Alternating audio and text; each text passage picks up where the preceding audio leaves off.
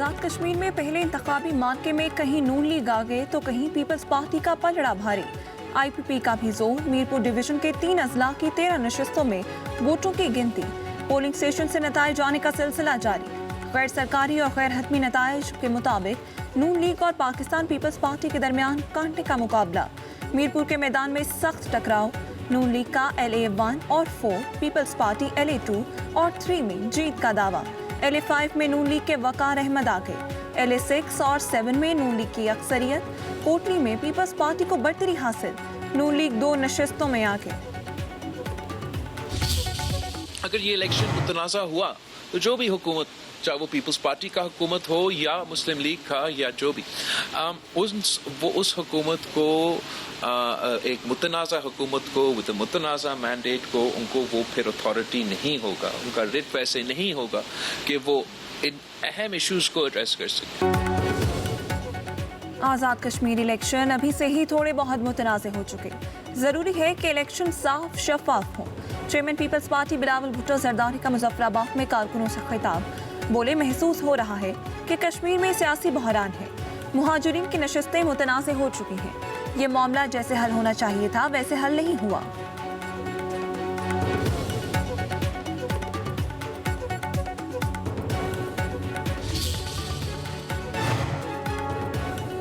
Mirpur division के 3 अजला की 13 नशिस्तों में पोलिंग का अमल सुबह 9 बजे शुरू हुआ।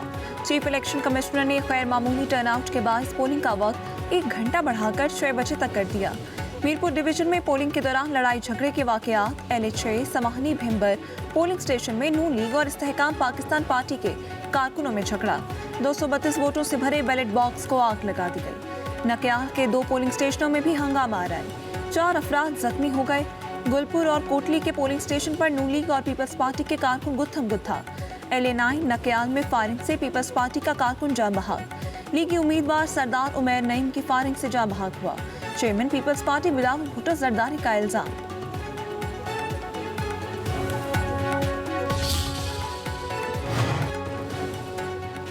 कोटली में ज़ाब्ता इख्लाक की खिलाफ वर्जी पर प्रिजाइडिंग अफसरान के खिलाफ इलेक्शन कमीशन का एक्शन। दोनों प्रिजाइडिंग अफसरान मुअत्तल, गिरफ्तार कर लिया गया। तर्जुमान के मुताबिक प्रिजाइडिंग अफसरान पोलिंग स्टेशनों के बजाय निजी रहायशगाह पर चले गए थे।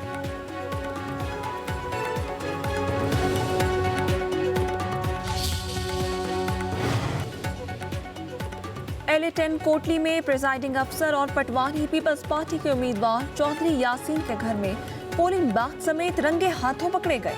वजीर आजम फैसल राठौर और चीफ इलेक्शन कमिश्नर तहकीकात कराएं। वजीर आजम के मशीर राना सलाउल्लाह का कहना है, पहले ये मालूम होना चाहिए कि पोलिंग बाग्स और कहां कहां गए। चौधरी यासीन के खास साथी सकलैन के साथ सरकारी गाड़ी में 3 प्रिजाइडिंग अफसर भेजना इलेक्शन की शफाफियत को दागदार कर चुका है। इंक्वायरी के हकायक सामने आने तक इस हल्के के नताइज कबूल नहीं करेंगे। कश्मीर का इलेक्शन चोरी नहीं करने देंगे। नून लीग अपने होंडों को लगाम दे। सिंध के सीनियर वजीर शर्जील इनाम मेमन कहते हैं, नून लीग हर एक को बकाऊ माल समझती है। गुलू भट्टो ने पीपल्स पार्टी के कारकुन को शहीद करके अपनी फाशिस्ट रिवायत बरकरार रखी। लीगी कारकुनों की जानिब से असलहे के आज़ादाना इस्तेमाल पर इलेक्शन कमीशन की खामोशी अफसोसनाक है।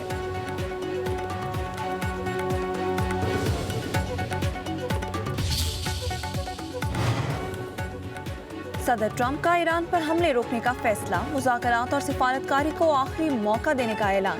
कहते हैं, खित्ते के मुमालिक और सालिसों की दरख्वास्त पर ईरान के खिलाफ कार्रवाई रोकी। सिफारतकारी नाकाम हुई तो ईरान के खिलाफ दोबारा इंतहाई सख्त कार्रवाई का हुक्म दे सकता हूँ। मुज़ाकरात के लिए ज़्यादा वक्त नहीं देंगे। ईरान ओमान मुज़ाकरात में पाकिस्तान, कतर, मिस्र और अमरीकी याशी शामिल हैं। मैं सदर ना होता तो अब तक इसराइल तबाह हो जाता।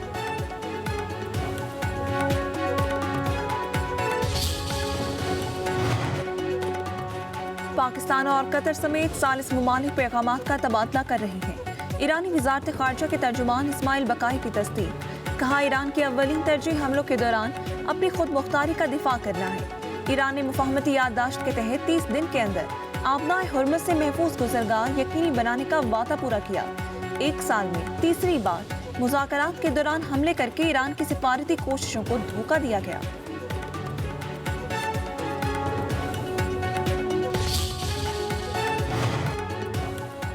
अमेरिका का ईरान के साथ जंग में 18 फौजियों की हलाकत का एतराफ। पेंटागन की रिपोर्ट के मुताबिक जंग के दौरान अमेरिका के 624 फौजी जख्मी हुए। हलाक फौजियों में से 11 का ताल्लुक अमेरिकी आर्मी, 6 का फजाइया और 1 का बहरिया से था। उर्दन में 3 और इराक में 1 फौजी मारा गया। उधर एसोसिएटेड प्रेस की रिपोर्ट के मुताबिक जंग में हलाक 4 अमेरिकी फौजियों के नाम पेंटागन की फहरिस्त में शामिल नहीं किए गए।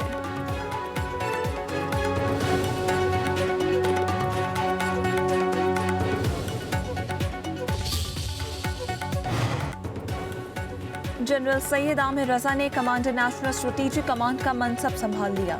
फील्ड मार्शल सैयद आसिम मुनीर से जेएचक्यू में मुलाकात। फील्ड मार्शल ने जनरल सैयद आमिर रजा को नई जिम्मेदारियां संभालने पर मुबारकबाद दी। नेक तमन्नाओं का इजहार किया। कमांडर नेशनल स्ट्रेटेजिक कमांड ने यादगार शहादा पर फूलों की चादर चढ़ाई, फातिहा ख्वानी की।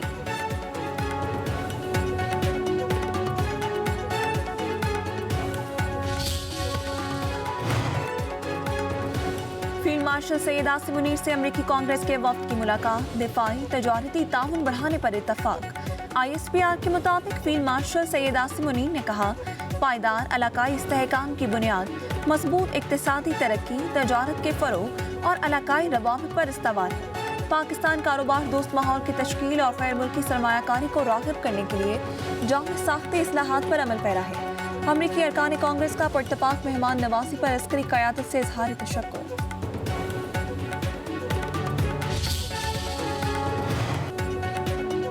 पेट्रोलियम मसनूआत की कीमतों में रद्दोबदल। पेट्रोल की फी लीटर कीमत में 1 रुपए की कमी। नई कीमत 334 रुपए 18 पैसे हो गई। डीजल की कीमत 3 रुपए 37 पैसे बढ़ गई। फी लीटर कीमत 386 रुपए 83 पैसे मुकर्रर।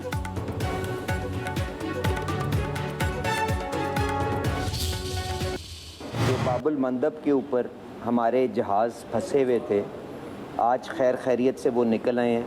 बैनुल अक़वामी मंडी के अंदर ख़ाम तेल भी, डीज़ल भी, पेट्रोल भी नरमी की तरफ वापस जा रहा है। इसके साथ साथ अब क्योंकि एक शफाफ फार्मूला बन चुका हुआ है, तो आपके सामने आप देखेंगे कि कीमतों के अंदर जो चंद दिनों से बढ़ावे का सिलसिला जारी था, उम्मीद है वो बेहतरी की तरफ जाना शुरू होगा। वफाकी वज़ीर पेट्रोलियम अली परवेज मलिक का कहना है, बाबुल मंदब में फंसे पाकिस्तानी जहाज निकल आए हैं और आलमी मंडी में तेल की कीमतें नरमी की तरफ जा रही हैं। मुल्क में शफाफ कीमतों का फार्मूला बन चुका है और 7 दिन की औसत नीचे जाने से कीमतें भी कम होंगी, जबकि सिर्फ 1 दिन की रीडिंग से मवाजना करके बिला जवाब तनकीद का निशाना बनाया जा रहा है।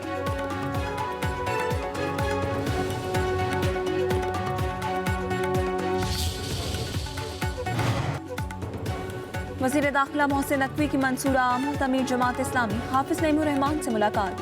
अमीरुल अज़ीम की रहलत पर इजहार अफसोस। फातिहा ख्वानी की मुलाकात में मुल्क की मजमूई सूरत हाल और इलाकाई उमूर पर बातचीत। अवामी मसाइल के हल से मुतालिक भी मुशावरत की गई। वज़ीर दाखिला मोहसिन नकवी ने कहा, फील्ड मार्शल की मुसलसल काविशों से अमेरिका और ईरान के दरमियान कशीदगी में दोबारा कमी आई है।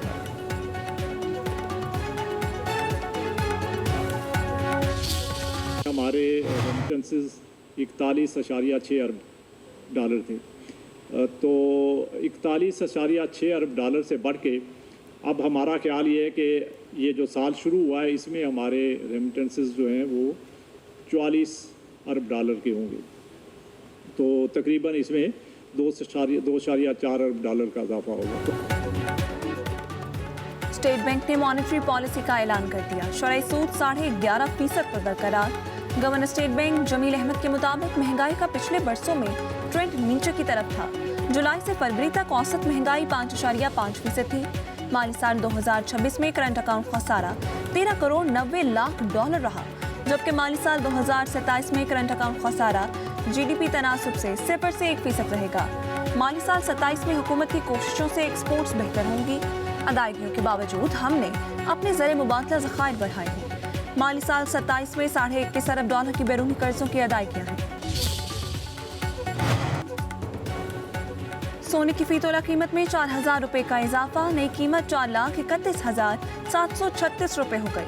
10 ग्राम सोने की कीमत 3,430 रुपए बढ़कर 3,70,143 रुपए हो गई। आलमी बाजार में फी औंस सोने के भाव में $40 का इजाफा हो गया।